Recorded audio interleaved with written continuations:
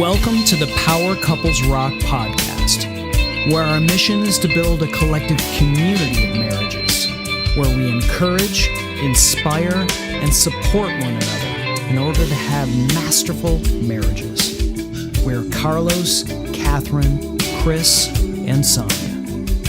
Please check us out, powercouplesrock.com. Follow us on Facebook, YouTube, Twitter, and Instagram. We believe that one of the most amazing legacies we can leave in life is a great marriage. So we hope you'll listen, learn, and love the conversation. Let's power up. Welcome to the second discussion of our three-part series on non-negotiables in marriage. If you missed the first PowerPod entitled Divorce is Not an Option, hey, don't worry about it. You can go back and listen later. The second non-negotiable is called Let Parents Be Parents. Let's roll. All right, we're back. Non-negotiables. We're with Carlos and Katherine Green. I am Chris Stone. I'm here with my beautiful wife in her first starring role in a podcast, Sonia Stone.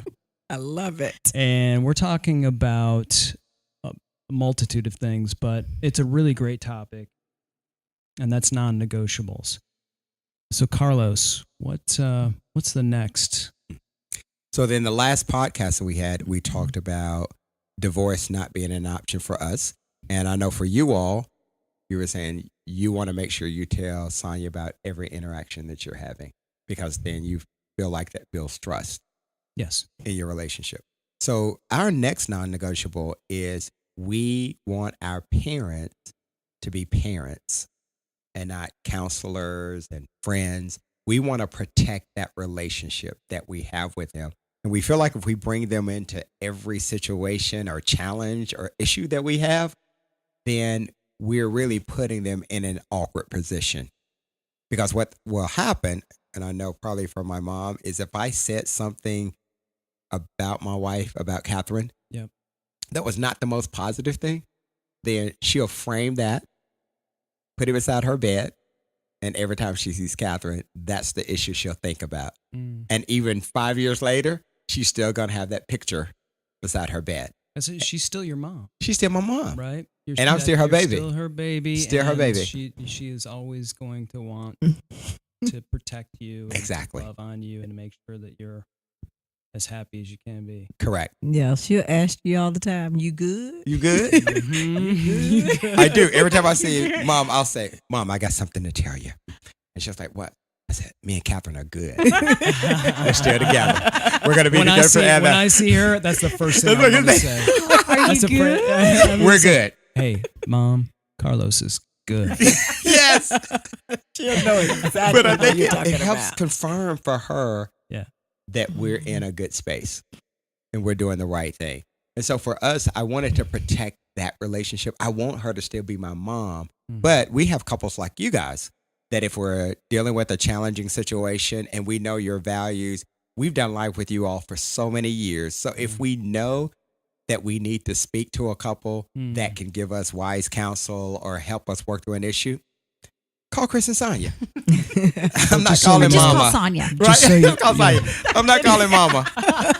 Okay? I love Mama. That's why I'm not calling Mama. I was because I kidding, love honey. Mama. just so you know, Carlos, we will take Katherine's side. Thank you, Chris. Because I'm always right. You know, I always told Chris that his mom loved me more than he loved her. And do you think that was true? Probably not. It was pretty equal. I think she loved you just as much. I loved his mom. I know. loved her. And, you know, I gave her a lot of pain growing up, so I think that, Yeah, I know your that story, helped. too. Yeah. I took that pain away from her. So she loved me. Right.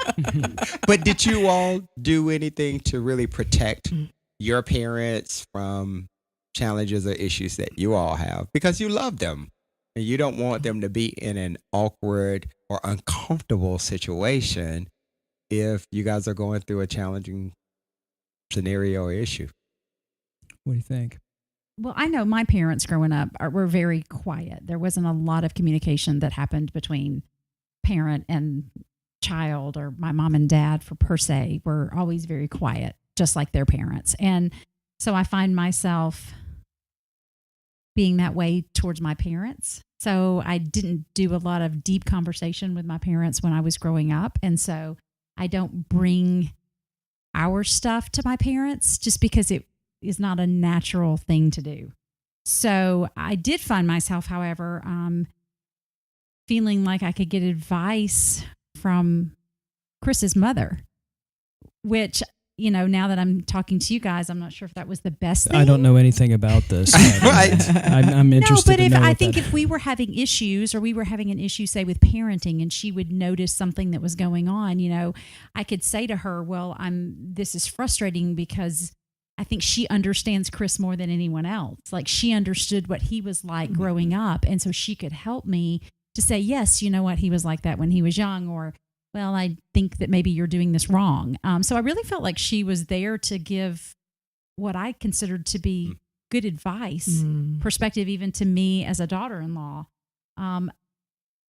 married to her son. Right. But I You think the know? difference that I see in what you just said is that you were looking for some counsel from her. You were not bashing Chris. Him. That's That is right. You true. were not saying, That this is true. what Chris has done to me. That is true. No, This This no, is no. what- you You're know, this is a absolutely challenge. He correct. just went out and spent all this money, and you didn't do that. Absolutely not. Well, we've seen those types of things to happen.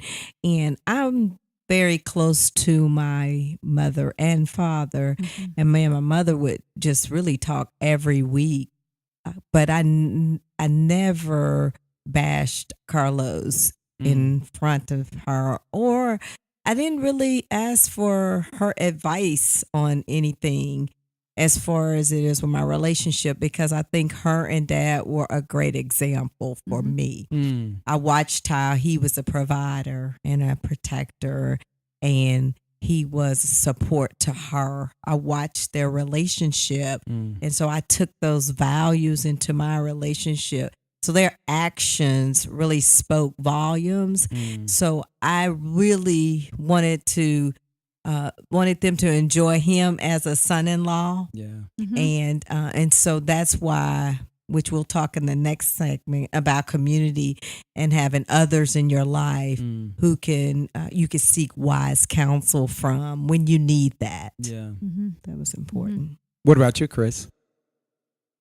Yeah. I mean, my complete polar opposite of Sonia's parents, where her parents were not as vocal about emotional issues or things that were, maybe uncomfortable to talk about with your kids, right? Whether it's their relationship or our relationship. My dad, hugged me and kissed me,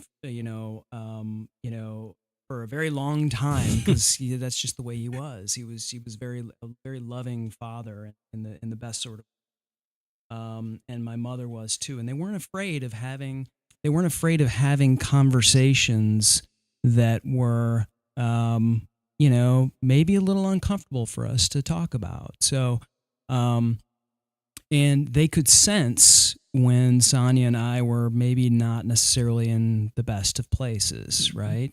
And so, my mom or my dad would pull me aside and they would say, hey, is everything okay with you guys? They could totally sense it, And I think, to your point, I was not going to, even if I was not happy with what was happening with us, I'm not going to say anything that would paint Sonia in a bad light. Yes. Because That's right. there's nothing constructive that can happen from that. And so, while I won't say that I haven't had conversations with my parents about my relationship with Sonia, I will say that they've always been in a sort of situation of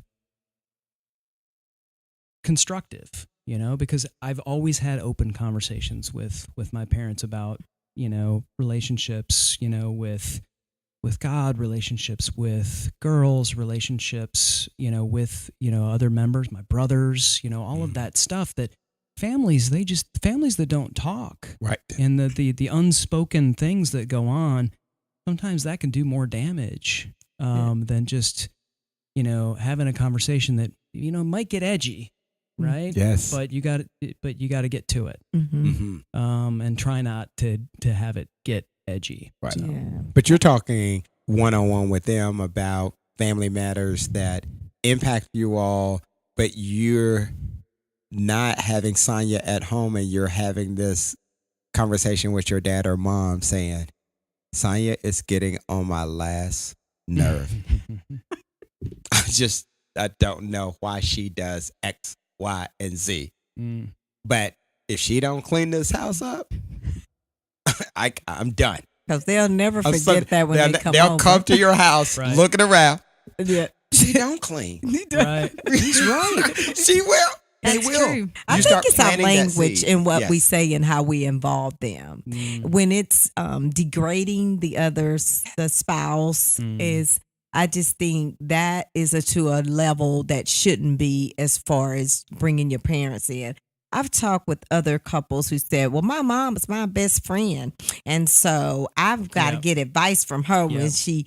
when I talk to my best friend. And I'm like, I'm not trying to tell you not to have your mom as your best friend, but you may want to seek wise counsel and guidance of who else is in your community.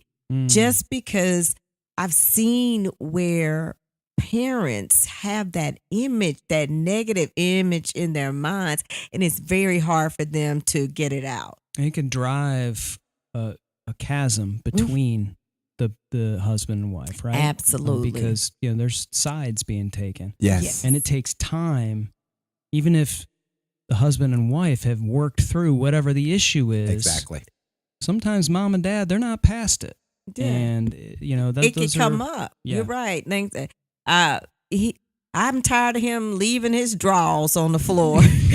And then Which I Carlos, don't do. pick up your drawers. 'Cause you know I'm Carlos clean. doesn't do that, but Thank I've you. heard people Just say wanna that. make sure. And so it may be something minor, and then you could be in a table conversation. We haven't done this, but I've seen couples that's done this, and then their mom say, "Yeah, you don't pick up your drawers," it's just like, and then the husband is like, "You told your mom What? Okay. skirt." But no, Carlos is a clean freak. Okay, we both are probably OCD, organized kind of freaks, and so I am grateful for that one. Right. But I've seen that where it has damaged and had a wedge between the husband and wife, because now the parents or the mother or the father have this image that they cannot get out of their mind, and they look for it. The next time that they're in their presence. And it's not because they're looking for it, but you've planted the seed. Mm-hmm. It's hard Well, not we, to and see we it. talked about it, right? It's that this is your baby, right? You're trying to protect your baby, and they want to do what's best, and they don't have all the information. They've just got the information That's you're right. giving them, and yeah, You're right. That is so true. It is. I just know. And the other thing is we've been married for 27 years now at this point. So one of the things that came with that, we want our parents to be parents. So if we ever needed money or if we ever needed something, we wanted them to be parents and not the bank. Right? Absolutely. So we would like, I don't care what we got to do, but we're not asking our parents Not for going to money. them. That's us, Oh, sure. right? Because that's at the what is that? The family reunion. Just going around that way. They asked us for some money. Or they're like, I thought he was working. I thought he was working. Like that. But Then you get again, these we're odd painting questions. right. But again, we're painting a picture that is not fair to the parents, because it could have been an emergency come up that we just didn't know or weren't prepared for. We all have been there. So I'd rather go to another couple in my community and say, hey, here's what's going on. Can you help us out? And we'll promise to give you whatever you need back. So that's happened in the past. But again, we wanted to protect our parents and just make sure that they see us as a unified, a unit that was unified. and protecting them from any kind of damaging type of perspective that they would have about us as one unit. I just didn't want to take that chance. I also think that it kind of protects them from worry. You know, so if they've got this perception that you guys are in a certain position or something's happening or you're not happy or you're not, I don't know, you're in trouble financially, then what do parents do? They worry. They worry. Oh, yeah. So they spend all their time worrying, well, I wonder what's happening and I wonder if they're going to make it through this, or I wonder if they're going to lose their house, or I mean, nothing good comes from any of that except worry. So I think it also protects in that perspective. I do think it's important, though, while we're protecting our parents, where we may have really, really close relationship with them, and protecting them from worrying and all of the other great points that were made, to both of your points, Katherine and Carlos, is finding someone in your community that you can share that with and get, because if you just bottle it up and you don't have a way to talk through this and counsel and really sort of, you know, even if it's praying or whatever that you can do, if it's bottled up and you don't have a way to constructively go through whatever the issue is, it's really going to go spiraling along the ground.